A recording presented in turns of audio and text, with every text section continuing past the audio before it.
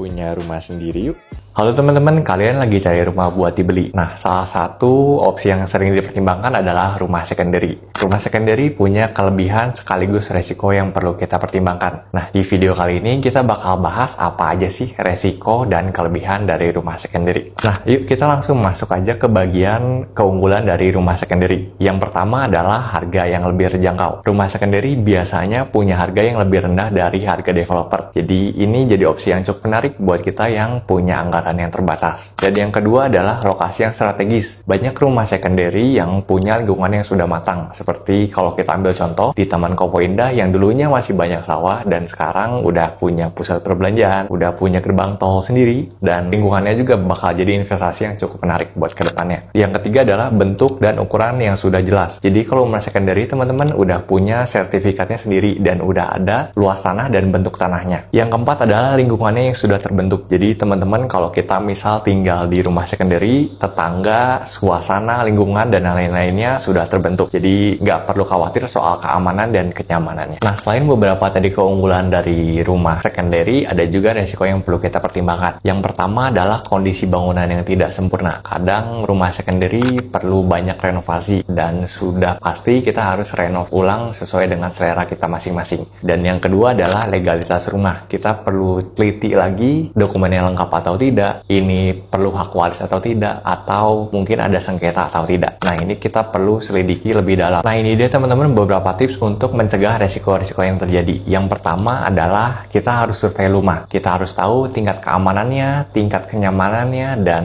sertifikat kepemilikan rumahnya seperti apa. Dan yang kedua, kita bisa negosiasi dengan harga yang bijak. Setelah kita survei, kita tahu kondisi rumahnya seperti apa, kita tahu rumahnya seperti apa, kita bisa negosiasi dengan angka yang bijak. Jangan sampai kita salah beli rumah.